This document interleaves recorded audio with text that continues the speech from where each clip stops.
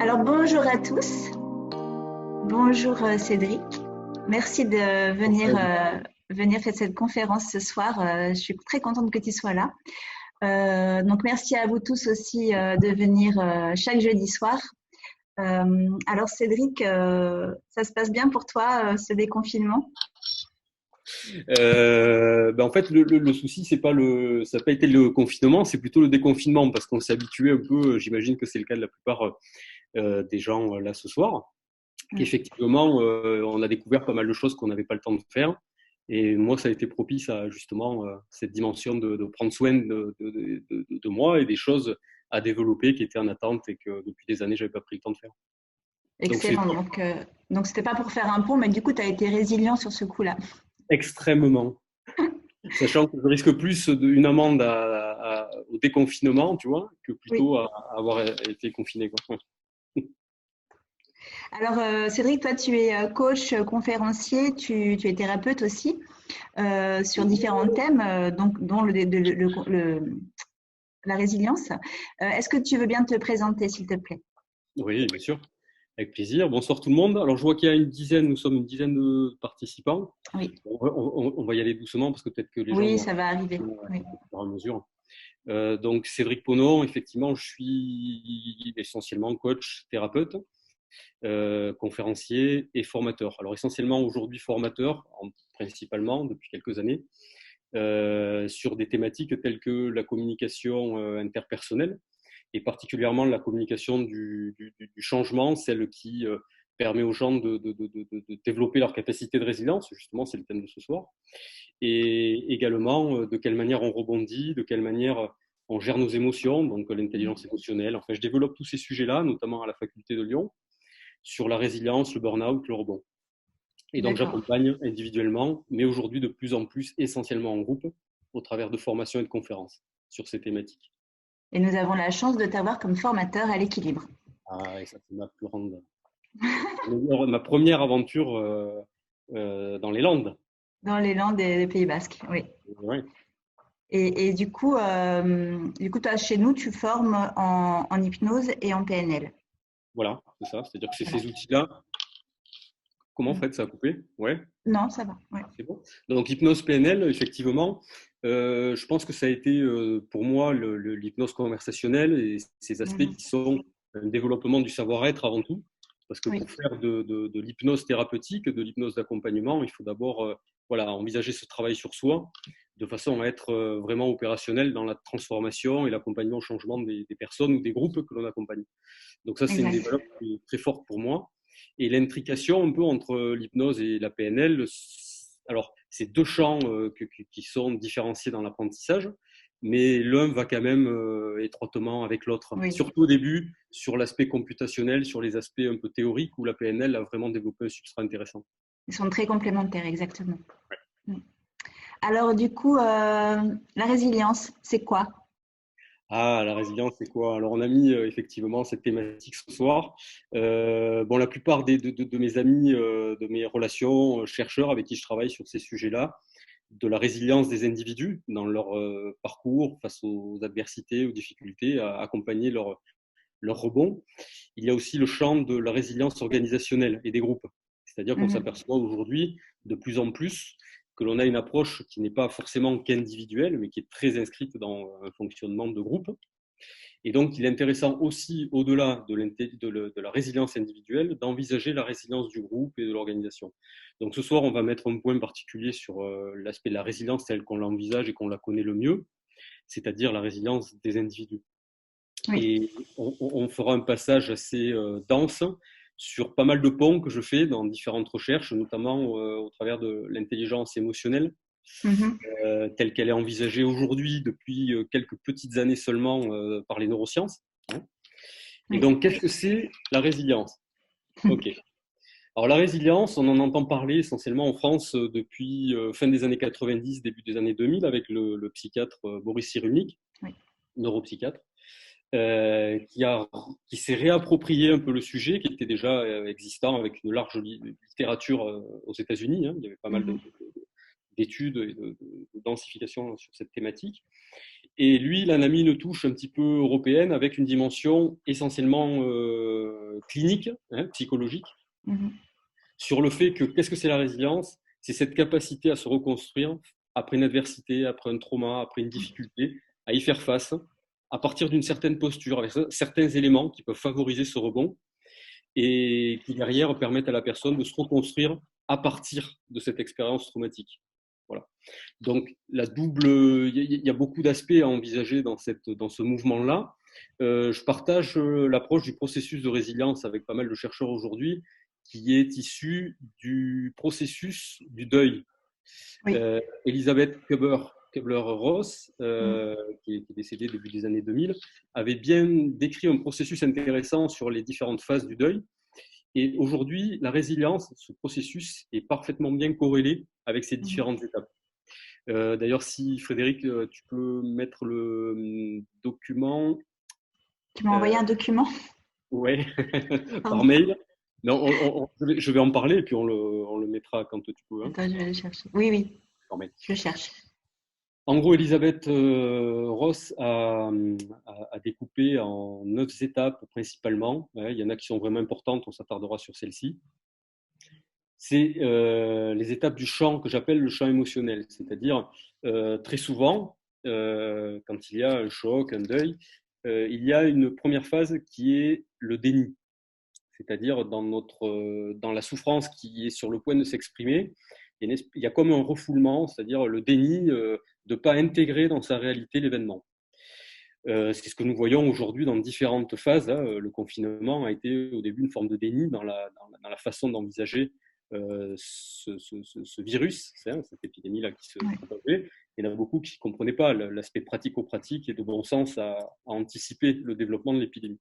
Donc du coup, ce qui était intéressant, c'est voilà, cette première étape qui est de comment faire accepter aux gens l'idée que ça fait partie de la réalité, qu'il va falloir vivre avec, et surtout faire des sacrifices, alors merci, voilà. Premier schéma, il illustre juste pour quelques secondes la notion de résilience de façon interdisciplinaire, c'est-à-dire que dans pas mal de thèses et de doctorats, effectivement, on a la science de résilience qui est envisagée dans l'économie, voilà, la faculté d'une entreprise ou d'une économie globale à se remettre d'un choc financier, par exemple un krach boursier. Après, en écologie, effectivement, c'est intéressant de ce point de vue-là, sur l'aspect adaptation, toujours, qui va être transversal à la résilience. Cette adaptation de la nature, par exemple, à récupérer, persister, absorber le choc. Par exemple, l'Erika, voilà, qui délivre du pétrole, et des tonnes et des tonnes de pétrole dans l'océan. De quelle manière la nature va pouvoir absorber ce traumatisme. Les matériaux, c'est effectivement la première définition qui a été donnée à la résilience, c'est-à-dire, elle illustre bien la notion de changement dans le choc, c'est-à-dire de quelle manière le matériau, par un coefficient de résilience, puisse se remettre d'un choc et se rétablir dans son état initial. Donc la première définition était celle-ci, de la résilience, notamment au travers de la science des matériaux. En psychologie, donc c'est celle que nous avons abordée, notamment avec Boris Cyrulnik. Dans la gestion des risques en entreprise, on ne va pas s'étaler peut-être là-dessus, il y a différentes phases de résilience. Et dans les sciences sociales, c'est ce que j'expliquais un petit peu tout à l'heure, c'était ce que l'on vit aujourd'hui, encore une fois, c'est l'apprentissage, l'adaptation et le taux de vulnérabilité des individus à accepter le choc de ce virus et réellement envisager, après le déni, la colère, la tristesse, le marchandage, l'acceptation qu'il va faire partie de notre quotidien et de nos façons de vivre et de nous adapter. Donc ça, c'était un peu voilà, le climat, bien sûr, qui est un enjeu colossal aujourd'hui, et ça fait partie de cette notion de résilience où on applique des coefficients de mesure pour envisager de quelle façon envisager le choc. Par exemple, alors on n'avait pas ces indices-là, mais à l'époque, quand il y a eu l'explosion de Tchernobyl, puis Fukushima, effectivement, on regarde les paramètres environnementaux et climatiques pour favoriser le rétablissement un peu dans des normes normales d'équilibre. Voilà, donc ça, c'était l'aspect interdisciplinaire. Après, Frédéric, tu l'as identifié. Alors, je l'ai fait spécifiquement. Alors, lequel? C'est celui-là? Attends. Ouais, il va arriver. Est-ce que c'est celui-là que tu veux? Attends. Hop. Non, ça, c'est juste après. Ouais. Ok. Là, c'est quand on sert l'intelligence émotionnelle pour expliquer comment Ah oui, d'accord. on se raconte des histoires à nous-mêmes. Bonsoir aux nouveaux arrivants. Je vois qu'il y a 4 ou 5 personnes qui nous ont rejoints. C'est chouette. Ouais, Euh, alors, celui-là, non, ça c'était c'est ça. effectivement un choc de résilience d'un point de vue civilisation, nation, hein, comme on le vit, mais on va peut-être pas trop passer de temps là-dessus, on va plutôt aller, je pense, sur le sujet de l'émotion et Ah, l'émotion, la ok. capacité à rebondir pour les individus. Hein. Là, c'est vraiment entreprise, organisation, nation, comment elle envisage le rebond. Voilà. Voilà. Le document, il ressemble à, c'est une courbe avec des petites bulles. Ça sera après, ça sera l'émotion dans le stress. Ah, je vois la courbe, d'accord. Ok. Celui-là, avec Oui, des petites bulles. oui.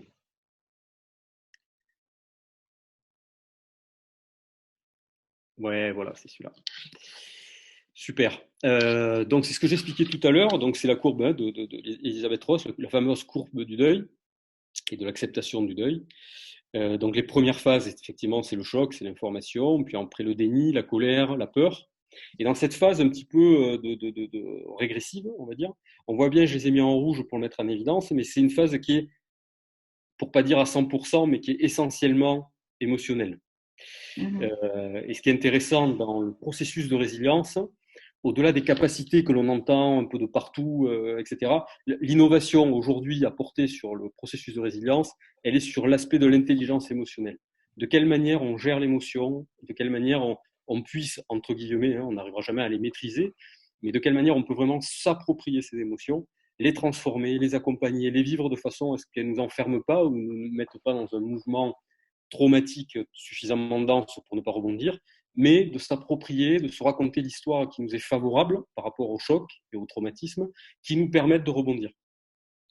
Donc cette première phase, effectivement, elle est quand même essentiellement avant la reconstruction et la quête de sens, juste avant la transformation, elle a un champ qui est essentiellement émotionnel. Donc c'est D'accord. sur ce que nous allons effectivement focaliser, mettre un petit focus là ce soir, au travers de l'intelligence émotionnelle, au travers de ce qu'est l'évolution humaine, au travers de la prise en charge de l'émotion, et de quelle manière elle constitue l'une des plus grandes capacités en devenir dans notre faculté de résilience. De quelle manière on peut avoir un facteur de résilience important grâce à cette gestion émotionnelle.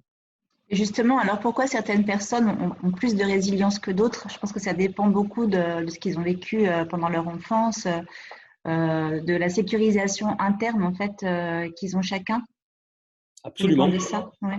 Ouais, c'est ça. Bon, tu parlais effectivement de sécurisation. On va voir de quelle manière tout le monde a en tête, alors peut-être pas précisément, mais la pyramide de Maslow.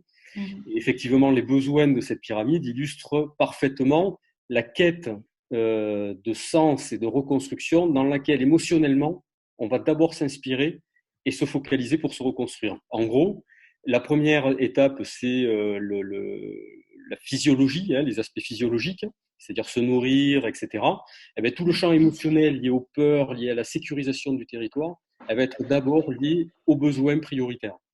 Donc, effectivement, la sécurisation et la phase traumatique, on a des gens qui vivent des événements traumatiques dans leur enfance, qui ont malgré tout une enfance stable, normale, avec des parents aimants, etc., Mhm. qui sont donc voués à avoir une capacité de résilience assez importante, car juste pour faire un raccourci et donner déjà des premiers éléments, les deux premiers critères fondamentaux, historiques, de capacité de résilience pour la développer, il s'agit essentiellement, comme on le voit sur la courbe, du sens à donner sur Mhm. l'événement traumatique. Voilà, qu'est-ce que cette expérience m'a amené à vivre, voilà, et quel sens je peux lui donner. Je donnerai des exemples tout à l'heure. Et le second, c'est effectivement la densité, la qualité des liens affectifs. Mhm. La résilience, le trauma, tout ça tourne autour du même champ qui est la densité, la qualité affective du développement de l'enfant. Pour ceux qui s'intéressent au développement de l'enfant, la psychologie développementale, la ressource principale, c'est Piaget. Et Piaget montre bien, au travers de ces schèmes de développement, il appelle ça des schèmes, c'est-à-dire Mhm. que chaque étape d'apprentissage, ça va constituer une prochaine étape qui va être le socle de la prochaine étape. Hein. D'accord. Dans Donc, la il y a résilience, ça sera pareil. Dans la résilience, ça sera pareil. Donc le pont est intéressant. C'est vraiment issu de la psychologie développementale et comportementale, d'envisager les capacités de résilience sous ces deux aspects principaux, savoir donner du sens. Et comme dirait Frankl, un chercheur aussi autour de l'intelligence émotionnelle, Frankl disait, avec le sens, toute souffrance disparaît. C'est intéressant. Très intéressant. Il suffit de comprendre en fait pourquoi. C'est ça. Et c'est alors, merci Frédéric pour la transition. Dans la sensation de comprendre, quand on met du sens, c'est qu'on fait une quête une quête de sens et qu'on cherche à comprendre effectivement pourquoi j'ai vécu ça, pourquoi moi. Et à la limite, il y a déjà une première notion inconsciente qui émerge, c'est la notion de dévictimiser. Et la première notion fondamentale au travers de cette approche émotionnelle, c'est avant tout de se dévictimiser. C'est-à-dire que la plupart des gens aujourd'hui, on va voir tout à l'heure une illustration qui parle de près ou de loin à certains, qui s'appelle l'illustration du triangle maléfique de Cartman. Très concrètement, la première chose que nous apprend la résilience, le premier regard neuf qu'il faut porter pour se mettre en mouvement de reconstruction, c'est cette notion de ne pas se victimiser. Parce que souvent, c'est ce que l'on peut faire. Et pourquoi ? Dans la victimisation, il y a effectivement, ou la victimatitude, il y a cette notion de... ça ne vient pas de moi, ça vient de l'extérieur en fait, c'est ça. Voilà, exactement. Ouais. De déresponsabilisation et d'effets secondaires. C'est-à-dire, par exemple, je vous donne un exemple précis, quand quelqu'un vit un accident, on en a eu, hein, Frédéric, des gens qui ont vécu des accidents de la route ou des accidents assez violents, en accompagnement. Et effectivement, ce qui se passe, c'est qu'il y a un stress post-traumatique qui s'installe après cet événement. Et quand on reçoit les gens, généralement, il peut se passer aussi quand même pas mal de temps, hein, de se reconstruire, de commencer à se reconstruire pour envisager de se faire aider et accepter de se faire aider. Oui. Et bien, le bénéfice secondaire, qui est un bénéfice issu d'un cercle vicieux, c'est-à-dire que qu'est-ce qui se passe quand vous avez un accident ou quand vous avez un malheur qui vous arrive ? La plupart des gens autour de vous, comment réagissent-ils ? Qu'est-ce qui se passe ? Qu'est-ce qui se passe ? Tu veux qu'on réponde ? Qu'est-ce qui se passe ? Les gens qui sont autour de la victime, enfin de la personne qui a subi cet accident ? Voilà, quelqu'un qui vit un accident, comment il vit ses relations ? Comment ses relations, qu'est-ce qui change dans ses relations avec ses proches, avec ses amis, avec son réseau relationnel ? Tous ces systèmes. Mais c'est vrai que en fait, les gens autour le victimisent quelque part parce qu'ils le plaignent ou peut-être, je sais pas. Non ? Voilà, c'est ça. C'est-à-dire qu'en fait, la personne ressent de la plainte et le fait de ressentir de la plainte donne une dimension trop existentielle dans la psyché de la personne, ce qui en fait produit quelque part quelque chose de...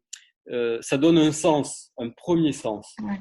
Le problème, c'est de faire l'amalgame, cette cristallisation qu'il y a, et on verra ça dans beaucoup de mouvements psychiques post-traumatiques, c'est le fait qu'il y a une cristallisation qui se fait entre l'existence du trauma et les bénéfices secondaires bienveillants, d'amour, que ce trauma va impliquer dans le comportement des gens autour de moi. Et justifie d'y rester dedans, en fait, dans ce trauma et de ne pas vouloir en sortir. Voilà. Et du coup, cette cristallisation, au plus le temps passe, bien sûr, au plus elle se densifie, au plus elle s'étoffe, elle prend du sens, ce qui devient difficile au bout de quelques décennies, bien sûr, où l'approche est différente. Mais en tout cas, le premier but, la première approche, c'est celle-ci. Et effectivement, on retrouve dans l'effet pervers du stress post-traumatique le côté où les gens vont montrer plus d'amour, de compassion, de présence, d'affection, etc. Et alors, c'est une très bonne chose. Mais il faut savoir qu'effectivement, dans cet accompagnement-là, il y a une notion, une petite différenciation à faire, c'est de ne surtout pas victimiser la personne plus qu'elle ne l'est déjà. Voilà. Oui. Donc ça, c'est le secret hein, de la capacité de résilience.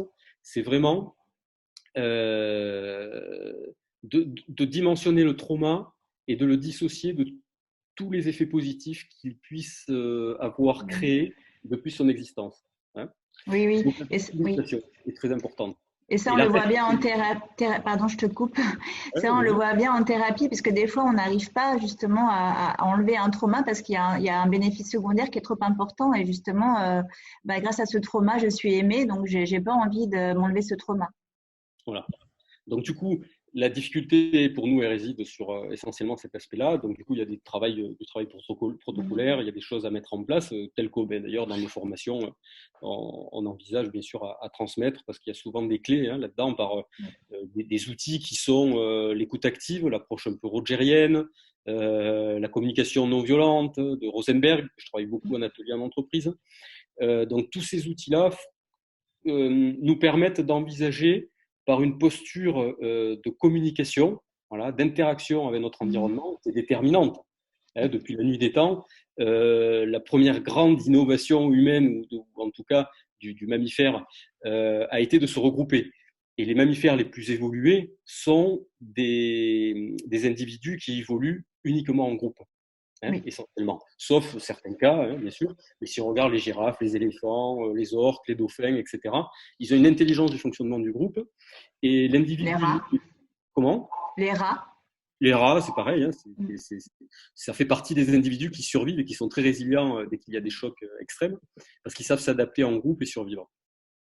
Et effectivement, depuis que l'Homo sapiens, en fait, l'homme s'est redressé, s'est mis debout, il a pu voir plus loin, donc la physiologie, le corps a changé.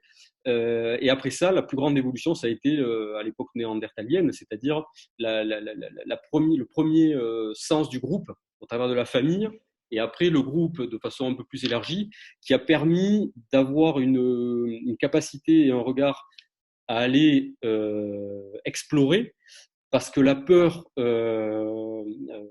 permanente du prédateur, de l'attaque, a été largement absorbée par l'effet du groupe où les uns veillent sur les autres. Et oui, d'ailleurs, nous sommes les descendants des groupes, nous, sinon voilà. On ne serait pas là.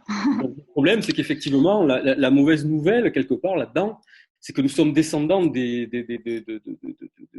nos aïeux qui ont survécu, et ils ont survécu dans cette notion de groupe.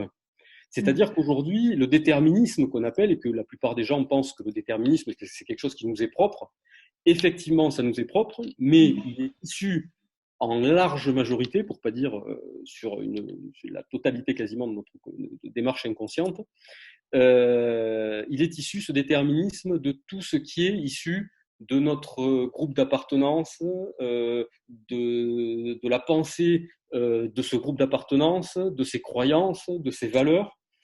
Et donc, c'est pour ça qu'au-delà de la psychologie, dans la sociologie, Bourdieu, qui est le plus éminent en France, pour moi, a parlé de reproduction sociale. C'est-à-dire qu'on reproduit les castes, etc., la lutte des classes, etc. Et dans cette reproduction-là, effectivement, on peut même mesurer au travers de ce qu'il appelle des capitaux, le capital familial, le capital relationnel, le capital financier, le capital intellectuel. Un individu qui arrive dans une famille, il y a déjà une prédisposition à un certain capital et donc à certaines possibilités. Donc le groupe, pour revenir sur ce que je disais tout à l'heure, est fondamental dans notre développement. C'est, comme je le disais aussi, le deuxième, voire le premier, souvent vecteur de rebond dans la résilience.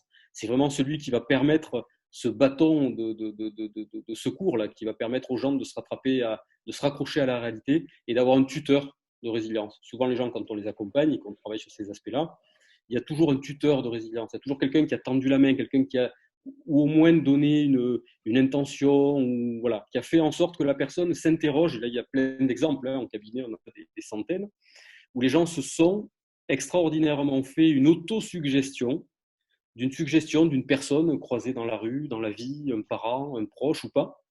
Et cette suggestion a transformé leur vie. C'est-à-dire, là j'ai des exemples, par exemple, de gens qui ont eu des maladies comme la poliomyélite, donc qui est quelque chose de redoutable, voilà, donc une maladie qui est très très handicapante, et on a des gens ils ont écrit des livres et tout, donc c'est public, qui sont revenus à partir du moment où, dans leur processus qui a duré des années de souffrance, d'opération, il y a un soignant qui a fait la suggestion de dire, et c'est bien écrit dans son livre à Michael,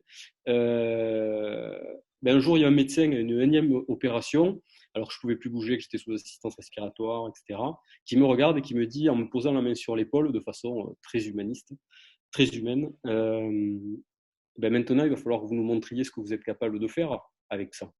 vous êtes certainement capable de nous montrer que vous êtes capable de faire quelque chose. Enfin, il y avait cette notion de présupposer qu'il avait des possibilités, des capacités à développer encore quelque chose d'existentiel pour lui.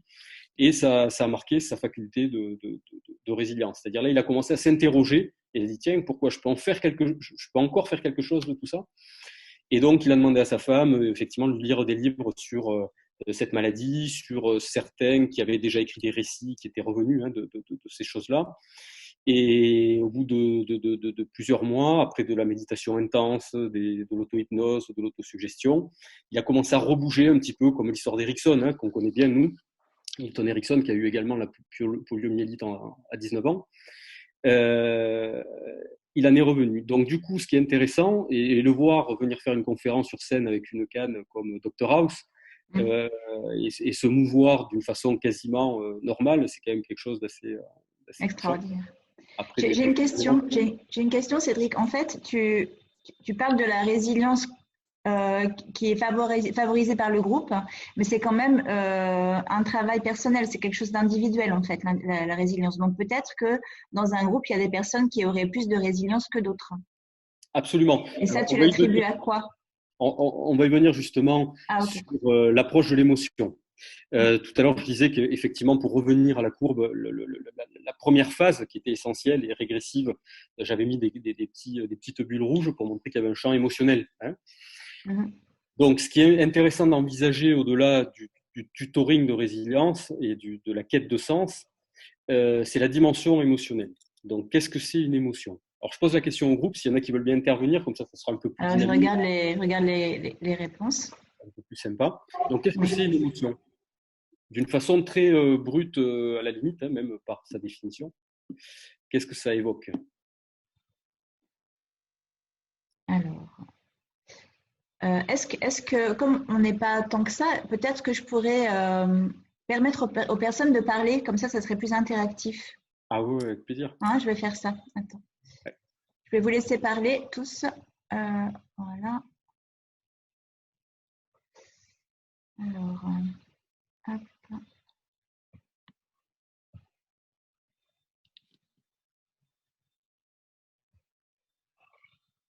Voilà, je vous laisse parler. Donc, l'émotion. Est-ce que quelqu'un peut parler pour voir si ça marche?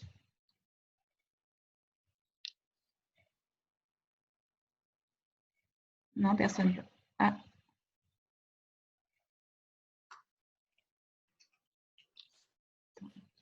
Bonsoir Pascal, m'entendez-vous? Ah oui, on t'entend Pascal. Oui, bonsoir. Je viens d'écrire bonsoir à vous deux déjà, merci.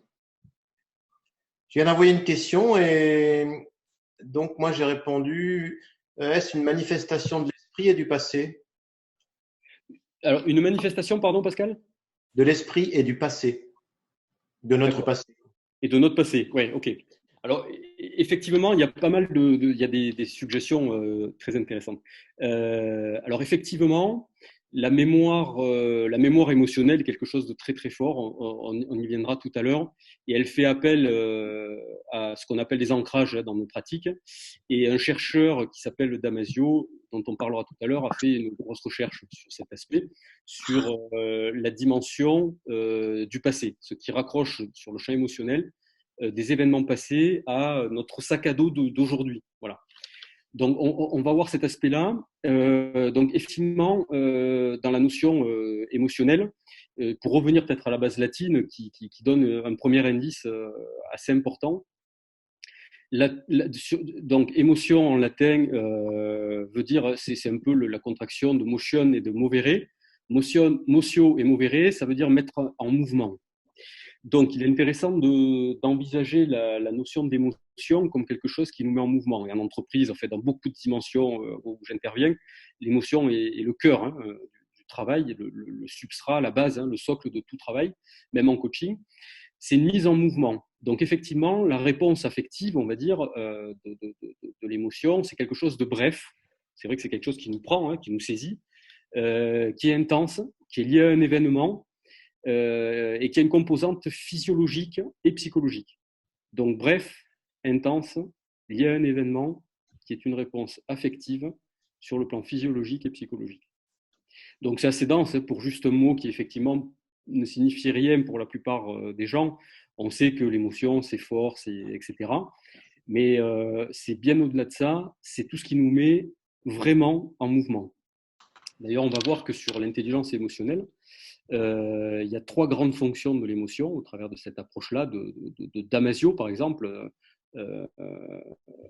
un neuropsychiatre portugais, André Damasio, qui effectivement, Antonio, disait que les émotions sont notre manière de communiquer nos états mentaux, mais ce sont aussi une aide précieuse à notre prise de décision. Alors, c'est important cette phrase, on va la décortiquer. C'est que, qu'est-ce qu'il y a là-dedans?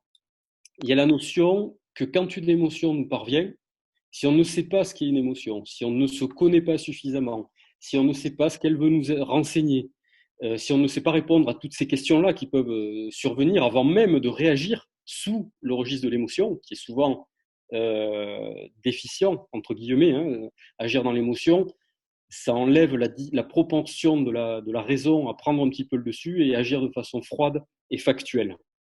Donc l'émotion ne nous permet pas d'agir de façon factuelle et c'est une première réponse dans l'intelligence émotionnelle qui est fondamentale. Une réponse doit être appropriée, il faut comprendre le champ dans lequel on doit interagir.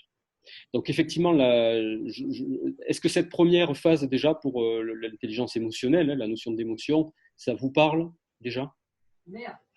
Oui. Oui. Oui, ok, je continue. Donc en fait, ce qui a été intéressant, j'ai été formé donc, par la suite, quand je me suis intéressé à ce répertoire des émotions, comprendre comment les gens réagissaient. J'avais vu un documentaire il y a une quinzaine d'années qui était sur une tribu des Pigawan en Amérique du Sud, qui vivaient, qui exprimaient des émotions, qui avaient un langage essentiellement non-verbal. Et par la suite, je me suis intéressé à ça et j'ai vu les travaux de, je ne sais pas pour certains qui connaissent Paul Ekman aux États-Unis, qui travaille beaucoup avec le gouvernement et d'autres organismes militaires, etc., sur l'aspect des micro-expressions faciales au travers de son programme qui s'appelle FACS, c'est-à-dire c'est un système de codification des expressions et de l'action faciale. C'est-à-dire qu'en fait... Comment? Non, c'est parce que je pense qu'il y a du bruit chez certaines personnes. Ah, ok. Donc, je peux continuer alors. Okay. Oui. Donc, ce qui est intéressant dans ces premières informations, on voit que l'aspect non-verbal est quand même important, au point que l'émotion, dans la définition dont on parlait tout à l'heure, avait une composante essentiellement psychologique et physiologique, mais la psychologie s'exprime par le corps. Donc, du coup, on a une double intention d'expression corporelle, donc de communication non-verbale. Et donc, Paul Ekman a passé quelques années, 5-6 ans, dans la forêt, à étudier certains peuples précolombiens, certains peuples premiers, pour observer la façon dont ils communiquaient. Et donc, il s'est aperçu d'une chose, c'est que son premier constat a été de rendre universelle la réponse émotionnelle. Il y a quelque chose d'extraordinaire dans la recherche de cette expression qui est universelle, c'est-à-dire que tout le monde réagit corporellement de la même manière, quelle que soit la culture et l'origine, de la même manière. On répond émotionnellement avec le corps de la même manière. C'est pour ça qu'il a codifié 7253 exactement réponses, expressions faciales, qui catégorisent, alors je ne les ai pas toutes appris par cœur, mais qui sont très intéressantes parce que quand on échange avec quelqu'un, sans les connaître, mais savoir qu'il y a une disposition du corps à s'exprimer de façon inconsciente avant une réponse consciente et construite, ben, il est intéressant de ressentir un petit peu à partir de nos sens, d'avoir cet espace un petit peu d'observation et de se dire, est-ce qu'il y a une congruence entre ce que dit la personne dans ses mots et ce que le corps exprime. Tout le monde, de façon naturelle, quand on regarde un peu, essentiellement les politiques, c'est assez drôle, ils sont formés. D'ailleurs, j'ai eu la chance, entre guillemets, d'avoir des gens à former du champ de la politique. Et ce qui est intéressant, c'est qu'effectivement, la congruence verbale et non verbale, cette congruence-là, cet alignement, il est colossal. Même nous, on dit, mais c'est marrant, j'y crois pas à ce qu'il dit. Il y a des choses qui nous viennent comme ça, des informations un peu plus ou moins faciles pour certains, qui sont dans le champ de l'observation. Et donc, l'émotion a cette seconde vertu, qui est qu'effectivement, au-delà d'être universelle, elle est aussi propice à générer une communication non verbale. plusieurs de nos maîtres à penser avec Frédéric sur des aspects sur lesquels on s'est formés tous les deux. La PNL notamment, disent qu'on ne peut pas ne pas communiquer. Voilà, on met deux personnes dans une pièce, même au travers du silence, il y a une densité informationnelle qui est colossale. Bon, je ne parlerai pas d'approche quantique parce qu'il y a beaucoup à dire aussi là-dessus. Je travaille avec un chercheur qui s'appelle Philippe Guimand, qui travaille au CNRS et qui travaille sur la conscience et le champ informationnel du vide quantique, qui est exponentiellement plus riche et dense que le champ de l'observable. Donc c'est intéressant, c'est très très intéressant. Quand on sait que je te sens tellement passionné que tu vas nous parler de ça, mais en fait, je voudrais juste te ramener à la résilience. Merci Fred, tu me rattrapes dès que tu peux. Oui, je te rattrape. Alors, tout ça pour dire que, juste pour rester sur l'aspect qu'effectivement, dans le champ de l'observation, on ne voit que ce qu'on connaît déjà. Comme disait saint Thomas, je ne vois que ce que je crois. C'est l'inverse quand on apprend ces techniques-là. C'est-à-dire que c'est pas je crois ce que je vois, c'est je vois ce que je crois. La petite expérience que je propose souvent en formation, c'est de dire, écoute, voilà, donc, alors on va imaginer, Karim, tu es électricien, Vanessa, tu es carreleur, et Jim, tu es plombier. Mettez ces trois personnes 10 secondes dans une pièce, s'ils sont vraiment professionnels, si c'est vraiment leur champ d'expression. Si vous mettez ces trois professionnels dans une pièce, 10 secondes, vous les faites ressortir, vous leur demandez qu'est-ce que vous avez vu, ils vont vous donner des éléments qu'ils connaissent déjà essentiellement. Le carreleur va vous parler du sol en premier, souvent, c'est quantitatif, c'est statistique. L'électricien va vous dire qu'effectivement, il y avait une clim réversible murale avec un split, inverteur, etc. Le plombier a une forte propension à vous dire que, effectivement, il a vu des éléments qui appartiennent à son champ de vision, à son champ d'expertise, à son champ observationnel. Donc ça, c'est un élément important de l'émotion. C'est pour ça que je me suis étalé un petit peu sur cet aspect-là. En gros, sachez observer. Voilà. C'est-à-dire chez les autres, mais aussi chez soi. C'est-à-dire, qu'est-ce que me dit l'émotion ? Et l'émotion, Fred, tu as, il y a un schéma qui est le processus, je crois. C'est aussi le processus de résilience ? Non. Processus externe, je crois. Ouais, émotionnel. Ouais. Voilà. Alors, il y a un rempart à cela, et c'est les travaux que je développe sur la résilience. C'est que, certes, l'émotion, on dirait qu'elle arrive, elle est pure, elle nous renseigne sur quelque chose. Mais si vous mettez 10 personnes dans une pièce et que vous la soumettez à un événement stresseur, voilà, vous mettez le bruit d'une bombe, vous mettez quelque chose qui soit suffisamment saisissant, qu'est-ce qui va se passer ? Est-ce que vous pensez vraiment que les 10 personnes vont derrière, si on les interroge individuellement, vous raconter la même sensation ? Attends, je cherche. Alors, si c'est peut-être une explosion, peut-être que ça va être proche, parce que ça va être vraiment très, très important. Mais si c'est une information suffisamment stressante, mais peut-être pas non plus au point d'être trop forte de sens, eh bien non. C'est-à-dire que sur les 10 personnes interrogées, vous allez avoir 10 expériences, 10 récits, 10 narrations qui vont être différentes. Donc, ce qui nous intéresse à partir de maintenant, qu'on a vu un petit peu le champ émotionnel, ce dont quoi il nous a mené à envisager un petit peu inconsciemment les choses et surtout de façon non verbale et incontrôlable encore pour le moment. Alors, je vous demande d'observer un petit peu ce schéma et vous allez voir qu'entre l'événement à gauche, au milieu à gauche, et au milieu légèrement à droite, l'émotion, voilà, il y a quelque chose d'extraordinaire. C'est ce que je me dis. Qu'est-ce que je me dis de l'événement qui va déclencher l'émotion ? Autrement dit, l'émotion que je vais vivre, au travers de sa valence, au travers de son intensité, va être corrélée à la narration, au récit que je me fais de l'histoire que j'ai vécue à partir de l'événement. Prenez le récit, et on en a eu au travers des accompagnements, mais encore une fois, des gens qui ont vécu des accidents à plusieurs, etc. Ils n'ont pas tous la même intensité émotionnelle, la même charge, le même sens donné à l'événement. Et ça, c'est la première chose à voir. C'est-à-dire qu'il ne faut pas oublier qu'on a cette interface qui est notre rempart à notre garde du corps, parce que l'intelligence émotionnelle nous dit que les émotions sont nos gardes du corps, c'est nos alliés, mais c'est nos alliés pour nous informer de la réalité extérieure si ce que je me dis est en corrélation avec la réalité. C'est-à-dire qu'il ne suffit pas de se laisser envahir par beaucoup de gens surestiment, surévaluent les événements qui arrivent, et c'est souvent ce qui donne un grand mouvement affectif de culpabilité, de difficulté à vivre dans le stress post-traumatique.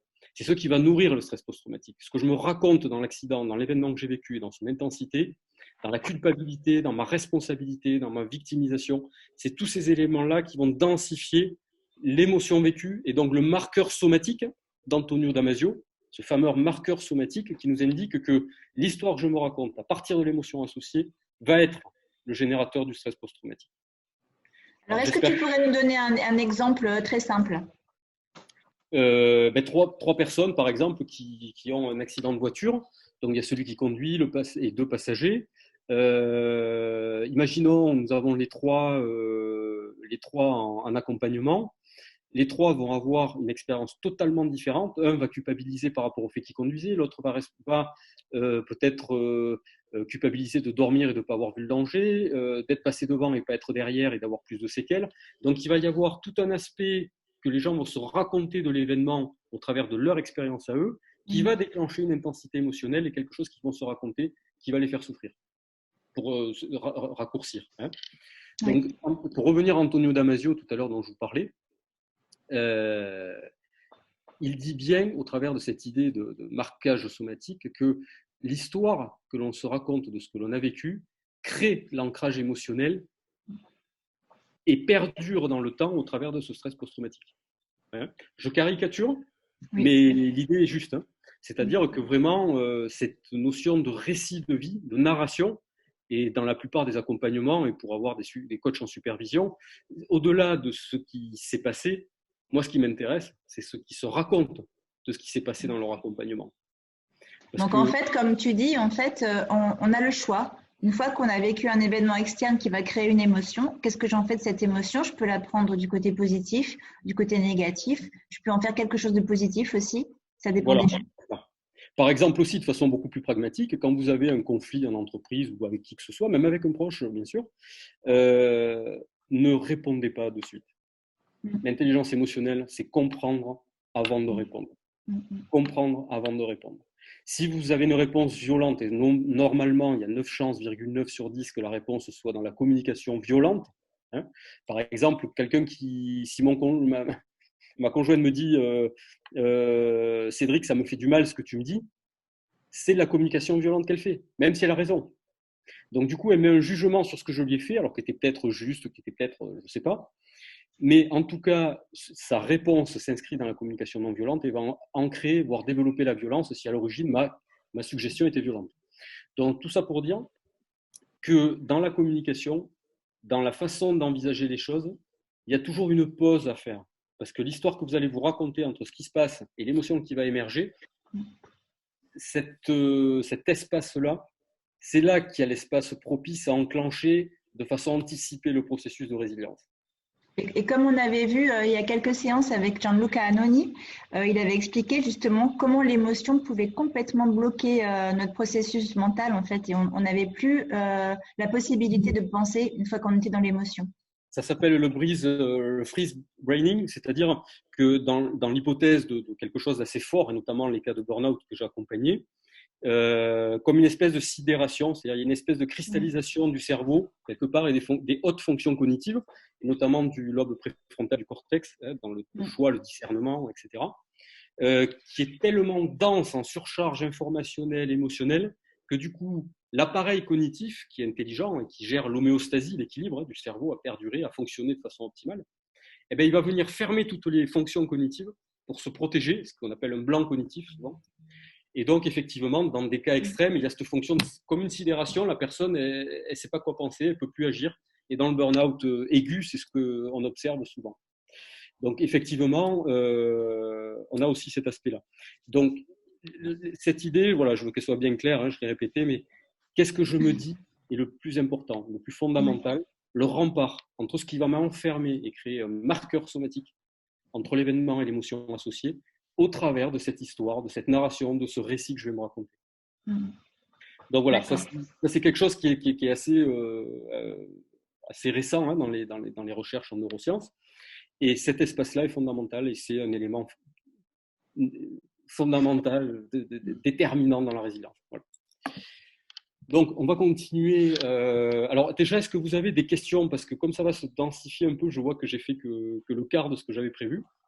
Est-ce que vous avez des questions? Écoute, pour l'instant, je n'ai pas de questions. Pour éclaircir un peu l'importance de l'émotion. Et surtout, je vais faire un petit focus aussi là-dessus, surtout le désapprentissage émotionnel que nous avons tous eu. C'est-à-dire que nos parents, même s'ils sont bien intentionnés, etc., ce n'est pas une question d'intention, mais observez autour de vous, vous allez voir que par exemple, je sais pas, une maman qui tient son enfant par la main, l'enfant il tombe, il s'éraflure le genou, il saigne, il crie, maman j'ai mal. Ben, il peut se passer souvent, la réaction suivante, c'est que là, il y a un geste mécanique qui est, parce qu'on est en public, il faut bien se tenir, enfin, etc. Bon, là, on est dans d'autres champs, je ne vais pas développer ça. Mais du coup, elle lève l'enfant et elle dit, mais non, t'as pas mal, c'est dans la tête. Voilà.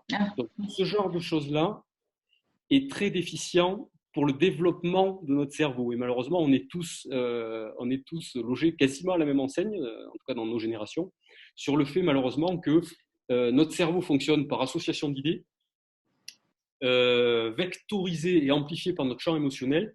Donc, si la déficience du développement de l'enfant au travers de son intelligence émotionnelle et son coefficient émotionnel, qui est très important aujourd'hui, on le voit, est déficient dans son fonctionnement et ne favorise pas les bons liens neuronaux entre les différentes zones du cerveau, dans le choix, le discernement, eh bien, ça rend les décisions, ça rend les associations d'idées plus tard adultes un petit peu déficientes. Voilà. Je ne sais pas si je vais l'illustrer un petit peu parce que ça m'a fait rire. Je ne connaissais pas la série Friends. Je l'ai découvert il y a quelques temps. Ah oui. Et j'ai trouvé que c'était génial. Je me suis dit, bien, t'es passé à côté de quelque chose quand même il y a une vingtaine d'années. Ah oui, oui. Et le personnage de Phoebe, par exemple. Ah oui, c'est ma préférée. Voilà, j'ai vu cet extrait là il y a quelques jours où en fait c'est axé sur le fait, ah oui, elle veut rencontrer son père. Et donc, je crois qu'il se retrouve chez elle, et donc il y a sa mère, il me semble, et il y a des portraits. Et on voit bien sur le portrait que c'est Clint Eastwood, l'autre c'est John Wayne, etc. Et en partant de la maison, elle dit au revoir à sa maman, tout ça, et puis elle dit, elle regarde le tableau avec une émotion, et elle dit, grand-père, tu me manques, ou je sais pas, et en fait c'était Clint Eastwood. Ou machin. On sent que toute sa vie a été construite à partir de mensonges, de fausses corrélations, de faux liens. Et s'il y a bien quelque chose qui constitue notre intelligence, c'est au travers de cet élément de quotient émotionnel qui favorise les associations d'idées et dans lequel il vaut mieux dire la vérité, être pédagogique voilà, avec les enfants. J'interviens aussi là-dessus et c'est fondamental. Voilà. Ah oui. Prendre aux parents à favoriser le développement cognitif de leurs enfants pour faire les bonnes associations d'idées et amplifier le quotient émotionnel. Donc, alors ça, non, résilience organisationnelle. Ok. Qu'est-ce que tu veux? Dis-moi. Alors, tu devrais avoir, tu l'as mis tout à l'heure, l'émotion, il y avait un schéma avec l'émotion, plus et moins. Ouais, super. Ouais. Alors, toujours dans le registre de l'émotion. Alors, de quoi on s'aperçoit? Donc, ça, c'est un travail que je fais en coaching de dirigeants. C'est que pour la population, par exemple, des entrepreneurs, des indépendants, enfin, peu importe, hein, ou tout le monde, hein, c'est transposable à tout un chacun, le stress a beaucoup d'effets négatifs, néfastes. Bon, pour la santé, on le sait, il favorise la densification du cortisol, etc., au travers de la sécrétion des glandes surrénales, etc. Bon. Ce qui nous intéresse ici, c'est qu'en saisissant l'amygdale, donc imaginons dans une émotion négative, il va augmenter l'activité de la zone de l'amygdale, d'accord ? Donc ce qui va activer le stress par rapport à cette émotion négative, de façon archaïque, hein, vous l'avez compris que ça vient des générations, de la préhistoire, presque j'ai envie de dire, on est encore sur ces fonctionnements archaïques de quand j'ai peur, le sang descend dans les jambes et mon rythme cardiaque s'accélère pour prendre la fuite et distancer le prédateur, on en est encore là. Bon. Donc il y a le stress qui s'active et qui active une dégénérescence du système immunitaire, voilà. Donc on ne va pas aller plus loin là-dessus, mais ce qui vous intéresse sur la partie négative, c'est qu'il va figer l'aire para-hippocampique qui, par la baisse de cette activité-là, va imaginer quand un animal, imaginez une souris face à un serpent, soit elle va partir si elle est assez loin qu'elle a une chance, mais ça c'est son discernement émotionnel, c'est ce qu'elle se dit à ce moment-là qui est décisif, déterminant pour elle. Mais elle va souvent se figer. Oui. Sur l'émotion négative, c'est-à-dire qu'il va figer les fonctions cognitives au travers du champ émotionnel qui a peur, donc qui fige toutes les autres fonctions. Donc c'est bien pour montrer que cette activité cérébrale dans l'émotionnel est fondamentale. Et elle va réduire la capacité d'exploration. C'est ce que fait le prédateur en montrant les dents, etc. C'est pour amplifier le mouvement de façon à saisir sa proie avant même de l'avoir attrapée. Et donc c'est très archaïque aussi ces choses-là. Et le versus positif de l'émotion positive, c'est qu'effectivement, on voit que dans l'aire para-hippocampique, l'attention n'est pas focalisée sur des choses précises et l'exploration des nouvelles possibilités se fait et le champ de la créativité, de l'imagination se développe. Donc là aussi, ça montre en quoi le coefficient, ce fameux coefficient émotionnel, est fondamental. Voilà. Non seulement pour activer notre capacité à créer, à imaginer, mais des choses simples, hein, c'est imaginer comment demain je vais réaliser ma conférence, comment je vais optimiser ma formation pour que tout le monde puisse avoir l'écoute et la compréhension de tout et puisse s'approprier les outils. Donc c'est toutes ces choses-là qui vont faire que gérer le stress et le champ émotionnel est fondamental. Voilà. Donc vous voyez, on pourrait passer la nuit sur des choses essentielles, à savoir comprendre, questionner, rencontrer notre émotion quand elle nous parvient, si possible avant, de façon à ne pas que l'incendie de la forêt soit tellement dense qu'on ne puisse plus l'éteindre. Hein, d'accord ? Donc c'est ça l'intelligence émotionnelle, c'est maîtriser l'incendie avant qu'on soit otage de nos propres émotions. Voilà. Donc si je te comprends bien, la résilience, c'est seulement de l'intelligence émotionnelle ? Alors c'est pas seulement, mais je pense qu'au travers de trouver du sens et d'avoir des liens solides pour nous aider à rebondir au travers de l'amour, de la compassion, de la compréhension, de l'espace d'expression des gens qui nous écoutent, etc. Ben, la partie fondamentale et dont nous sommes le plus en carence, alors peut-être que tout le monde connaissait ces choses-là, mais on s'aperçoit que c'est pas plus de 2% de la population. Hein. Donc du coup, on se dit, effectivement, il y a une pédagogie importante à faire qui ne s'arrête pas qu'à ça, mais qui, pour ces 4 premiers éléments fondamentaux que je vous ai partagés, sont les choses incontournables à travailler de façon à ne pas être otage de ces émotions et de voir dans son versus positif ce qu'elles permettent. Donc, petit espace, Frédéric, si tu vois des questions, n'hésite pas, parce que peut-être que… Oui, il n'y en a pas là. Il n'y en a pas pour l'instant. Il n'y a pas de questions. Alors, si vous avez des questions, prenez un petit temps d'intégration, de façon à favoriser aussi la transmission de ce contenu. J'aimerais que l'essentiel, voilà, pour les 18 personnes que nous sommes, ça soit bien ancré. Voilà. Ouais. Donc, en fait, la résilience vient quand même de notre quota affectif, en fait, dans l'enfance. Les personnes qui n'ont pas eu ce quota ont moins de résilience, enfin, en tout cas, doivent avoir plus de résilience pour faire face aux aléas de la vie. Exactement. D'ailleurs, il n'y a qu'à voir, et on va prendre des exemples précis, je pense que ça parlera à tout le monde. Tout à l'heure, Frédéric, tu me demandais comment se passait le déconfinement. Je ne sais pas comment les gens ont déjà vécu le confinement, mais cet espace de liberté qui nous a été supprimé, donc ça a créé un stress colossal. Moi, je le vois pour être dans une cellule d'écoute d'urgence pour le suicide, etc., mobilisé depuis 2 mois. Je vois qu'il y a une vraie souffrance dans le questionnement existentiel des gens par rapport à cet événement. L'information globale est assez contradictoire, elle n'est pas claire. Enfin, c'est assez difficile à appréhender depuis le début. Et plus que jamais, les gens sont en quête de sens pour rebondir. Et savoir gérer son stress, se questionner, envisager, comme je le disais tout à l'heure, le récit que je me fais de ce qui me stresse vraiment dans l'histoire. Et des fois, c'est rien. C'est ça qui est extraordinaire. C'est que souvent, c'est des toutes petites choses à revisiter, des toutes petites choses au travers d'une simple question. Attends, qu'est-ce qui se passe pour que là, depuis que je suis confiné, je sois en colère avec ma femme? Il n'y a pas de lien. C'est une corrélation qui est absurde.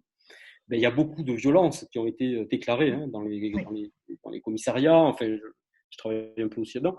Mais il y a malheureusement une densification des violences conjugales et en famille qui a été qui a été exponentielle, eh ben, ça fait partie de ces choses-là de la vie aussi simples. C'est-à-dire, dans ma famille, avec mon couple, avec mes enfants, avant d'agir, de donner une réponse violente, hein, je ne parle même pas de coups, hein, je parle de violence dans la réponse, dans la mise en culpabilité de l'autre, qui peut créer une réponse du type de Cartman, hein, du jeu maléfique, qui est bourreau, persécuteur.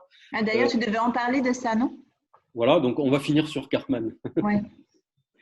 D'ailleurs, j'anime des ateliers sur Cartman pour justement que les gens comprennent où ils se situent, parce que malheureusement, on s'aperçoit qu'on a tous l'occasion facilement, dans des petites failles que nous avons de nos comportements, de notre gestion émotionnelle, au travers de ce coefficient, à s'inscrire dans ce triangle maléfique. Alors, je ne sais pas si ça parle à tout le monde, je vais juste faire un petit survol de l'enjeu dont je fais corrélation avec la résilience. C'est la notion dont j'ai parlé au début, qui était la victimisation, la victimatitude, la victimiologie. Voilà. Oui. Alors, dans les trois, il y a le bourreau, le persécuteur, il y a le sauveteur et il y a la victime.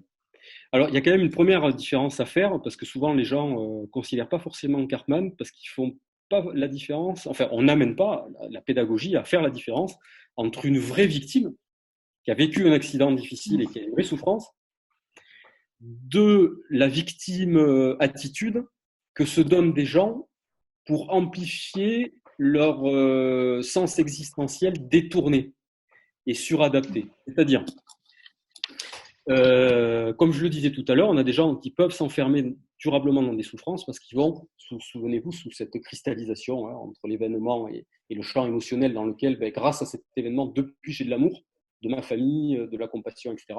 Et qu'est-ce qu'il y a de plus important dans la vie que de ressentir, c'est bien l'amour. Pourquoi les gens ont peur d'être jugés? C'est parce qu'ils ont peur de ne pas se sentir aimés. Il y a une étude quantitative colossale aux États-Unis qui a été faite. Et la peur du jugement est corrélée directement, ça aussi, je ne sais pas si c'est un scoop, mais à cette idée de ne pas être aimé.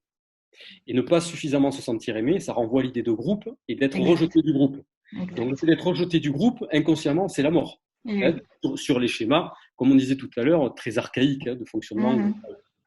D'ailleurs, on le voit aujourd'hui sur des animaux. Dès qu'un animal est plus protégé par le groupe, tu as les prédateurs qui se jettent dessus. Voilà. Et il y a même une espèce de négociation. Enfin, là, on pourrait développer, mais ce n'est pas le but. Donc, tout ça pour dire que le premier élément, effectivement, rapproché de la résilience au travers de Cartman, c'est cette idée de victime-attitude. La victime-attitude, c'est quoi? Est-ce que vous avez des petites idées? Je vais prendre juste un petit verre d'eau, il nous reste quelques minutes, mais je prends juste un petit verre d'eau. Allez, profitez-en pour répondre à Cédric. Donc, la victime-attitude, c'est quoi pour vous? C'est jouer à Calimero. C'est jouer à Calimero.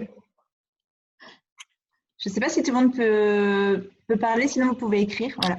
Alors, c'est jouer à Calimero, c'est se faire plaindre, qu'on ait pitié de soi, c'est se sentir bien dans sa peine.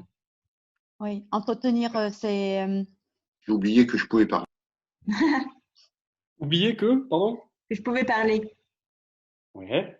C'est un peu de parano, peut-être? Non, c'est parce que j'ai écrit, c'est pour ça que je disais ça. Ça va plus vite à dire. Ouais.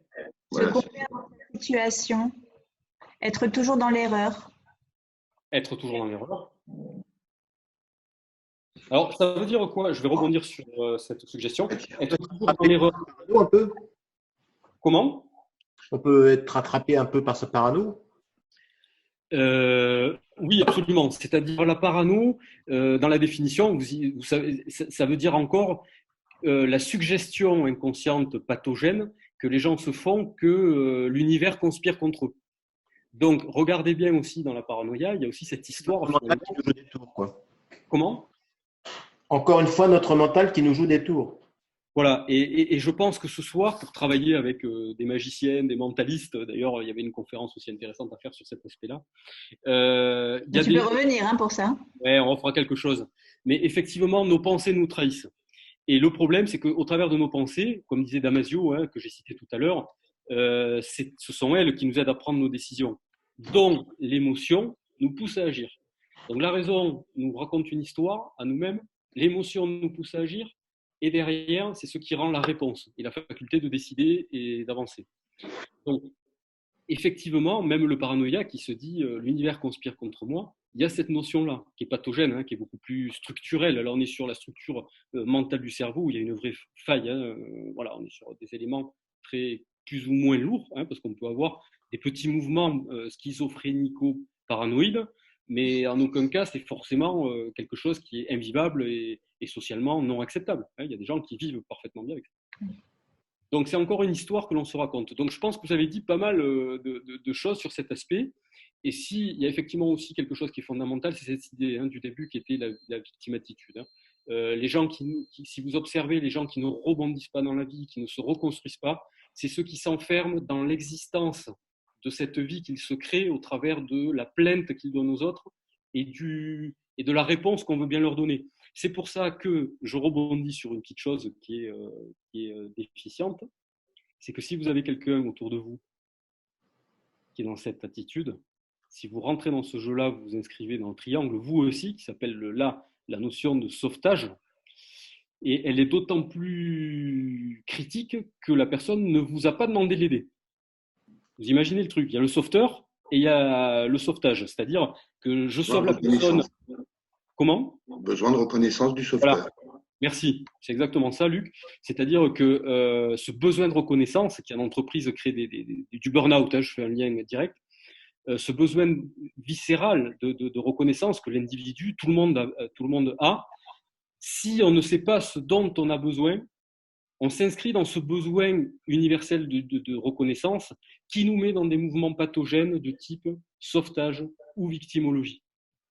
Donc, avant de se mettre dans le don de soi, il faut respecter, presque j'ai envie de dire, hein, attention à ce que je dis là, c'est quelque chose à mesurer, hein, faut pas le prendre hors du propos, mais c'est que quelque part, il faut respecter la souffrance de l'autre. J'entends par là que si autour de vous, vous avez quelqu'un qui exprime une souffrance, si vous légitimez la souffrance en laissant la personne s'exprimer, vous aurez beaucoup plus d'impact que si vous voulez l'aider. Parce que tout ce que vous allez faire pour l'aider, d'autant plus si elle ne vous l'a pas demandé, ça va être de votre champ de perception à vous, ce fameux prisme sur lequel chacun intervient. Et il y a autant de prismes de perception que d'individus. Ça veut dire qu'on a chacun notre représentation de la réalité. Et donc, si vous enfermez quelqu'un dans vos conseils, et le conseil pour moi, il devrait être inscrit dans le code pénal, parce que si vous dites à quelqu'un ce qu'il a à faire, s'il était sur le point de le faire, il ne le fera plus. Oui. Il mettra très longtemps avant d'envisager de le refaire. Pourquoi ? Parce qu'il s'est délégitimé, déresponsabilisé alors qu'il était sur le point de le faire, à rebondir par ses propres moyens. Alors, aider ou non, mais il était sur le point de mettre en place quelque chose.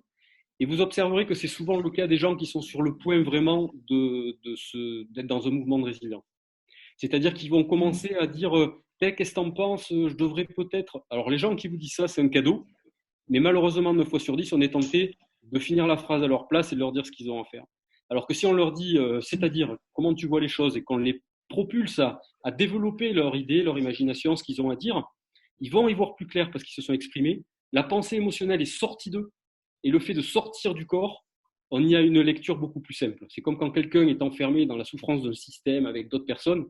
S'il prend du recul, qu'il s'écarte du système, il va y voir clairement le processus déficient du système. Exact. Le but, c'est de sortir, c'est d'extraire ce champ émotionnel. Et la personne, dans l'expression du récit, de ce qu'elle vit, ou de ce qu'elle est sur le point de mettre en place, mais qu'elle n'est pas suffisamment rassurée, et qu'elle veut le partager avec vous parce qu'elle a confiance, ne trahissez pas sa confiance, écoutez-la, et c'est le meilleur moyen d'aider à rebondir dans la vie, à se reconstruire, et surtout de partir de ce qu'elle pense bon pour elle, et pas que nous, on présuppose. Bon, ça ne marche jamais, et c'est criminel. Le conseil est criminel. J'ai une question là. Et si la personne demande de l'aide, mais qui n'en tient pas compte, est-ce inutile d'essayer de l'aider plus ? Alors, si une personne ne demande pas d'aide. Elle demande de l'aide, mais elle ne tient pas compte de notre aide. Des conseils, vous voulez dire ? Alors, je ne sais pas ce qu'elle a voulu dire. Je l'entends comme ça, je crains. Ouais. Enfin, c'est souvent ce que j'entends, c'est-à-dire ma mère souffre et elle n'accepte pas la main que je lui tends, elle n'accepte pas mon aide. Oui, c'est ça, les conseils. C'est ça, hein, voilà. Oui. Donc, méfiez-vous de l'aide que vous apportez et du conseil qui vient de vous. La meilleure aide que vous ayez, je l'ai dit au début, c'est l'approche rogérienne, voilà, Ouais. c'est-à-dire l'écoute active. Quelqu'un vous dit quelque chose, c'est-à-dire vous posez des questions. La meilleure réponse, le meilleur conseil, C'est des questions. c'est la question. Ok, et le bourreau dans tout ça alors? Pardon? Le bourreau? Parce qu'on a parlé de la victime, on a parlé du sauveteur. Ah. Ben, le bourreau, alors les études épistémologiques, les études quantitatives, tout ce qui a été fait autour de Cartman montre que le bourreau, c'est souvent le premier axe d'entrée dans le triangle. Mais très rapidement, on s'est aperçu, et ça on le sait sur d'autres aspects, on dit il n'y a pas de victime sans bourreau. Mais il n'y a pas de bourreau sans victime. Ça veut dire quoi? Ça veut dire que un bourreau a une propension à le devenir vraiment si c'est occasionnel ou si c'est une blessure narcissique. Donc là, on est plutôt dans une pathologie. Si on va dans des éléments narcissiques, souvent, les dames que j'ai reçues en cabinet m'ont très souvent dit « je vis avec un pervers narcissique ». Alors, il y a un mouvement narcissique, effectivement. La perversion narcissique est une vraie pathologie, etc.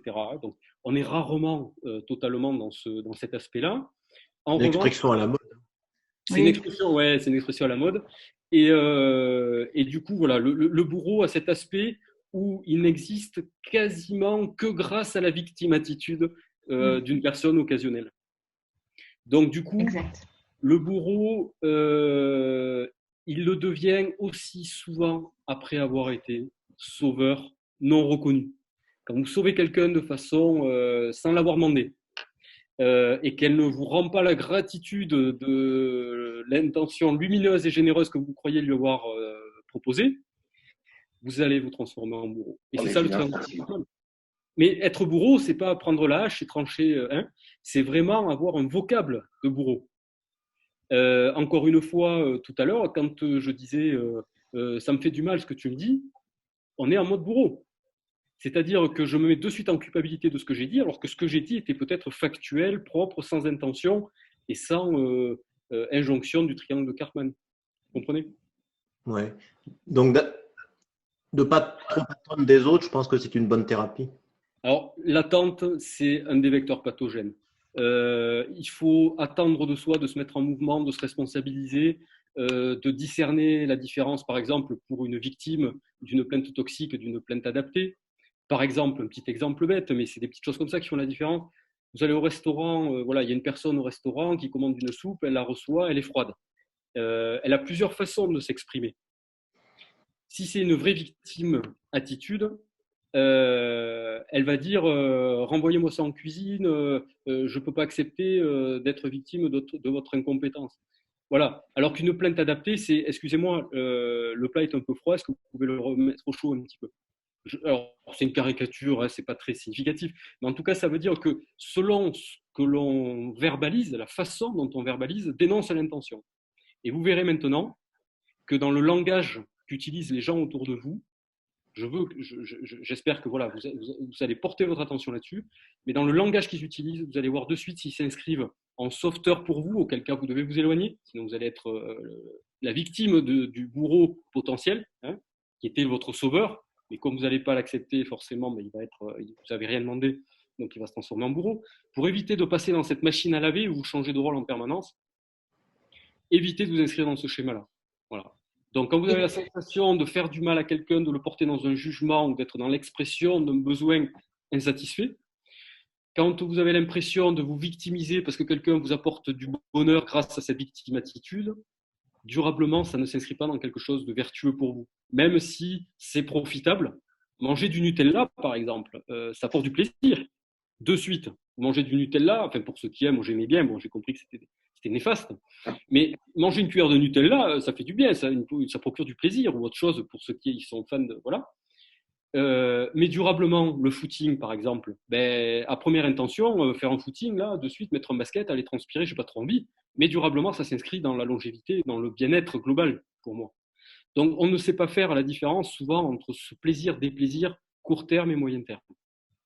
Et la victime attitude que vous allez pouvoir observer chez vous, parce que occasionnellement, on est trop en chacun à s'inscrire dans ce triangle-là régulièrement, au travail ou ailleurs ou en famille.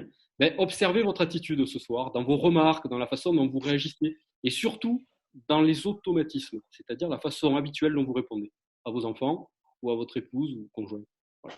Vous verrez que dans cette réponse, vous dénoncerez quelque chose dans le récit que vous vous faites, à vous poser la question. Peut-être pourquoi je dis à chaque fois chérie, qu'est-ce qu'on mange ce soir? C'est intéressant de se dire ça. Est-ce que c'est pour la mettre dans une forme de servitude? Est-ce que c'est pour lui annoncer que vous êtes là? Qu'est-ce que ça indique? Ça n'indique pas pour tout le monde la même chose. Bon, c'est un petit exemple, mais il y a beaucoup de choses que vous faites de façon automatique. Observez-les ces prochains jours et vous verrez qu'il y a forcément des éléments qui sont du triangle de Karpman et qui peuvent favoriser assez rapidement des belles améliorations ou des choses notables dans votre vie. Voilà. Alors juste la dernière question, et je pense que tu y as déjà un peu répondu, c'est que les rôles dans le triangle de Karpman peuvent changer. On peut être parfois sauveur, parfois bourreau et parfois victime, et ça peut changer en fait. C'est le drame, c'est-à-dire que quand on rentre quelque part, on va expérimenter tous les rôles et plusieurs fois. Tant qu'on n'a pas compris pourquoi on est inscrit de façon vicieuse dans ce triangle-là. Donc, dès que vous avez la sensation d'attendre quelque chose, une relation infime soit-elle, cette attente, posez-vous la question. Qu'est-ce que j'attends? Pourquoi je me victimise éventuellement? Pourquoi j'agis comme ça avec cette personne? Est-ce que je suis déjà victime? Est-ce que je suis déjà un bourreau? Est-ce que je suis déjà un sauveur pour elle? Et transformer la relation. Et vous verrez que juste en changeant votre vocable, ça va nettement améliorer la relation. Et comme je vous disais tout à l'heure, dans l'intelligence émotionnelle, la communication, c'est le premier rempart, le premier pilier. Et notamment la communication avec soi-même au travers de ce que vous vous racontez à vous-même. Ok, merci. Donc, en fait, par rapport au schéma de Karpman, on peut en trouver plusieurs sur Internet. Vous pouvez taper ça sur Google, vous en trouverez. Moi, j'aurais voulu en fait annoncer ta prochaine formation qui sera le 11 et 12 juillet à Dax. Oui. Tu peux en dire deux mots rapidement, hein, juste. Ah, c'est demain, oui, effectivement. Donc, 11-12 juillet, donc sur un week-end, donc un premier week-end, on fait effectivement une formation. Initiation, découverte, posture aussi, hein, la posture du thérapeute ou à l'équilibre notamment. Il y a un point d'honneur à ce que chaque approche, toute approche thérapeutique puisse faire l'objet d'une initiation à la posture. Dans la posture, il y a l'élément de communication, l'apprentissage des techniques d'hypnose, de PNL, de tous ces outils qui permettent d'avoir une communication saine et efficace au travail et dans sa vie privée. En tout cas, merci pour votre écoute, merci pour ce moment. Merci beaucoup à toi, Cédric, et merci à vous tous pour votre fidélité. Merci beaucoup à vous deux. Je vous souhaite une très bonne soirée, une très bonne semaine et attention au rôle victime et bourreau et sauveteur. Hein. Oui, à réfléchir. Très attention. Des gros bisous à tous ceux que je connais et puis une bonne soirée à tout le monde.